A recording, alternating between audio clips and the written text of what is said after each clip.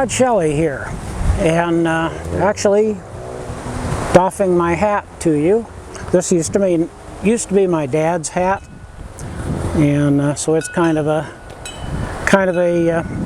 little honored item here. I thought I'd put it on the behind the scenes this time. In just a minute, we're going to take about a 10-minute tour of the backyard here and things that I'm going to be doing here at the house. Wanted to talk for just a moment about future plans and what we're hoping to accomplish, hoping to do. Move, basically, in a word. This neighborhood has, for the last several years, it's been on a downward spiral, and that spiral is getting steeper. Right now, there's a lot of stuff going on. We got COVID-19 going on. That's a pain in the butt for everybody. The latest thing is now people are protesting because of this George Floyd or whatever that was killed in Minneapolis. You know, the guy was killed by a rogue police officer in Minneapolis, so of course they're rioting down on the plaza to make things right. I'm not sure what kind of logic it is to set somebody's car on fire in Kansas City because somebody, you know, died in Minneapolis. That's not going to put a balance in the force, folks. Anyway, I don't want to get off on that.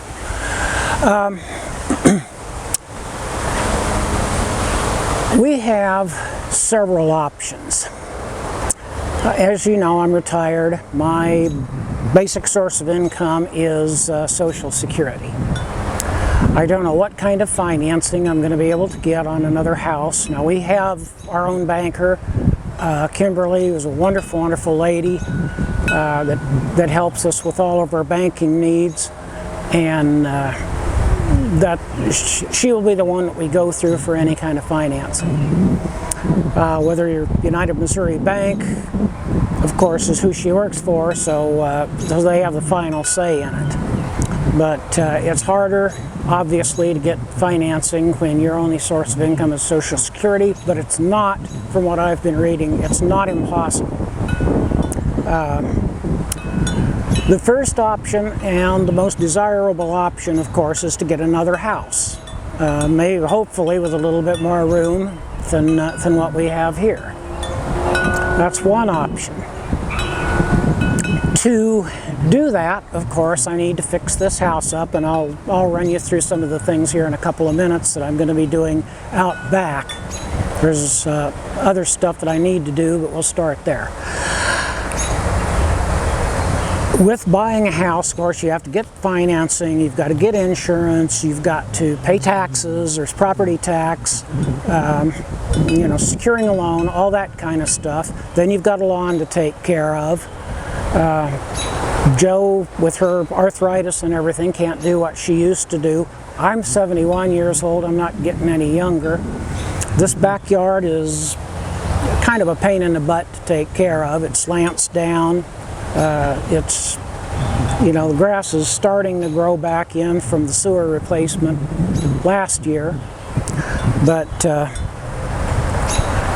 anyway, there's those. You've got to, you know, those things that I just mentioned. You got to put your house up for sale. You know, if I get this place fixed up and get $70,000, $80,000, $90,000 for it, hopefully that could be applied towards another house, obviously. But, you know, you've got a timing thing to work with there. What do? You know, you want to get the money for this one, but where do you live in the meantime? You know, do you rent an apartment? Do you know, live under a bridge? What? So there's that to take into consideration. You know, there's lots of different angles, and I haven't explored every single one of them. Another option, and a less desirable one, is a retirement village like John Knox Village. They have everything from, you know, apartment buildings like the Fountains, like my dad used to live in when he was here. Duplexes, apartments, cottages, they even have single-family homes there. They're smaller than this, they're only 2-bedroom. This is actually only 2-bedroom, I counted the basement as a third. But, you know, they're not big places, they're not super spacious, and I have no idea what the monthly rent on them would be, but I'm sure it would be considerably more than what I'm paying for house payments here, especially since we refinanced this place. The advantages, of course, to something like that is you don't have to get it, you don't have to insure it, you don't have to do your own maintenance. Something springs leak, they have maintenance people to do it. They have people to mow the lawns, people to take care of the exteriors. All that is not your headache. You pay for it in the rent, but and obviously, you know, there's no property taxes. I don't know if I mentioned that or not. There's no property tax, no insurance, none of that kind of stuff. But of course, the downside is it's not yours, it's somebody else's, and it's expensive. So, right now, all options are on the table. We just have to move forward with this and see where we're going. So, this video is going to be a pretty long one. It's probably going to run 20 minutes or so. So, I'm not going to stand out here and jibber-jabber too much more. I've got a video coming up right after this that shows some of the stuff we're going to be doing out here in the backyard. But one of the things I did want to mention was the noise level here is it's just growing. It's growing. Let's just say that. We've got right over here is Sterling Avenue. It's super busy, and of course every 10th or 11th car has you know, a 5,000 watt amp in the trunk with 20-inch subwoofers, and you know, they delight on demonstrating it for everybody within a mile radius, whether you want to hear it or not. And of course, it's all that rap crap. Back behind us here is 39th Street, and it's not as busy as Sterling, but still, it's busy. Back behind the camera, that way, we've got 40 Highway, big intersection up here with 39th, or not 39th, Sterling, and 40 Highway. It's always busy, lots of noise.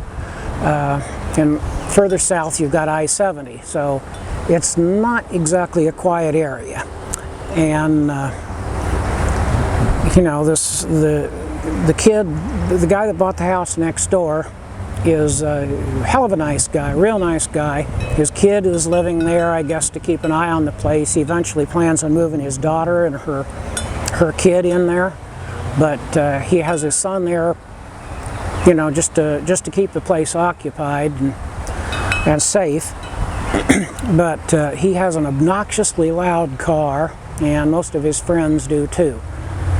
And over 2 houses from that, of course, is our wonderful neighbors that enjoy treating everyone to their rap noise. I'll just say that. And you know, of course, there's 2 or 3 other places in the neighborhood where it comes from, and it's just something both of us are sick and tired of listening to. We'd like to spend the rest of our lives someplace where it's, you know, where we have some room, where it's nice, where it's peaceful, where you don't constantly have traffic noise pounding us from over there. Rap noise. I was hoping maybe somebody would do that while I was out here, but of course while I'm out here it's all nice and relatively quiet. But anyway, let's move on. Let's go into the little tour, and then we'll end this thing. Like I said, this is going to be kind of a long one, so for now I'm going to go ahead and sign off, and we'll catch you on the next behind the scenes, where hopefully we'll have some more interesting stuff. Catch you then. Rod Shelley here, and I'm going to do a little bit of a walk around here in the backyard, show you a few things that I'm doing, a few things that need done. I did this once before, but I was waving the camera around way too fast. So we'll just start with some things. This pole with my insulators on it, it has been a source of pleasure since for several years. Pat Scott trailered it down here from St. Louis, and Pat Scott and Pat Barkwell both came over and helped me get this thing put in, and climbed all over it and put insulators on it, and it's been a real cool thing out here for the last, gosh, when did we do that? It was shortly after we moved in here. So this is, if you can hear me over all the racket, this has been here for probably 15 years. I'm gonna say we've been here about 18. So anyway, this is going to be coming out shortly. The 2 deer will be transported up towards the house on dollies, one at a time. Those bloody things are heavy. But anyway, you know, when we decide to put this place on the market, I probably better not to have a telephone pole in the backyard, because most people aren't going to want that unless they're insulator collectors, and there's relatively few of us, and that's something I'm probably going to be thinning out quite a bit too. But my little fire pit down here, I'm probably just going to leave it. The next owner of the place can do whatever they want with it. And on the house, I really have several things I need to do. Oh, there's a robin up above there. There's a nest up in that tree, and they get upset when I come out here and get a little too close. So anyway, obviously this needs work. I need to come out here with a sander. I need to get up there and get all the remnants of that damn ivy off of there. That stuff really, it looks pretty. Some people think it looks pretty. I think it's a pain in the butt, and it really damages the outside of your house. So I'm getting rid of it. I've got some work I need to do here. This right here is the outer wall of the shed. I need to do some work down here. I've got this downspout that, as you can see, is not in the greatest shape. I will most likely replace that with plastic for the downspout. Now if we walk up this little place here, this is kind of just a wasteland here. Used to be a piece of fence there. I'm basically all for taking this gate completely out. Joe's got it tied there. This downspout that you see here, it goes into that elbow and down into that pipe. That is actually that white pipe down there at the bottom.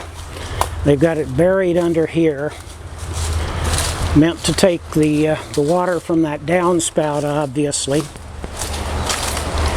and drain it out here. And it hasn't worked for years. It's clogged up. Critters have made their home in there, and I don't relish the thought of trying to dig that bloody thing up, but I'm probably going to have to. So anyway, that's that. And if we step over here,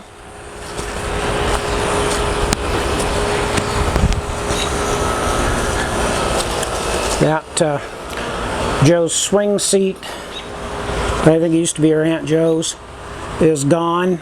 It was just so damaged and rotted. She decided that it was probably a better idea to just cut it up and get rid of it.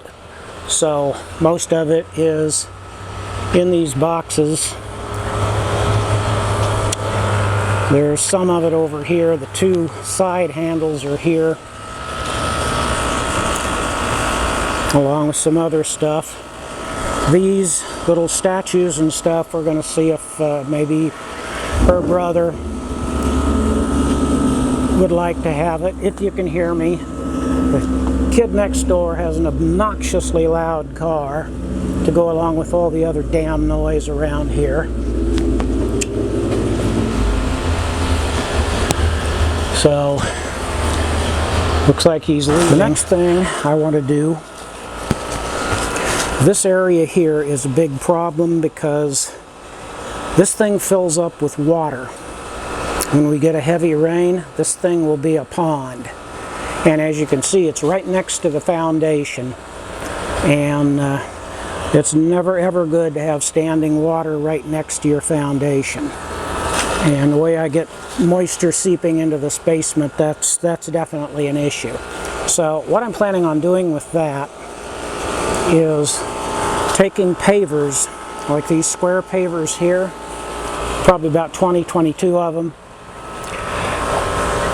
leveling the dirt out there, using that brick to compact the dirt, and then lay a pattern of those pavers in there. And they're like 40 cents or something at Lowe's, so it won't cost much. Then take cement. Now, not cement, actually, concrete. There is a difference. I can get bags of concrete at Lowe's for like $3. But basically mix up the concrete, pour it and level it out in between, I can't talk, in between the spaces on the pavers. And basically make this whole thing one solid piece of masonry, so that hopefully the water won't stand in it. When it rains, the water will just run off. It usually runs off down across there. I suppose I could get fancy and put some sort of a drain in there, but I probably won't. Plus, it'll be a nice place to put a grill and cook out for the time that we're here. But that bathroom window, which of course is not visible from the bathroom because they put in a plastic shower bathtub type of deal. I'm still kind of curious, kind of wondering what the heck to do with that, but that'll come later. And of course, I need to replace these two pieces of plywood here, at least these two, because you can see it's pretty well rotted out down there. And get a nice coat of paint on them. Painting the house is going to be another big deal. We've already got colors picked out for it, kind of a brown with a darker brown trim there where you see the pink. I've also got on order from Lowe's, I've got some screen on order. It should be here Thursday, that I can put in the frames for these little window spaces here in this patio area. I will most likely build a screen door as well, which will serve to keep all these bloody leaves out of the patio area. So that's pretty much the plan for out back, and you'll get to see some of that happening. So for now, I'm going to sign this portion off, and we'll talk later.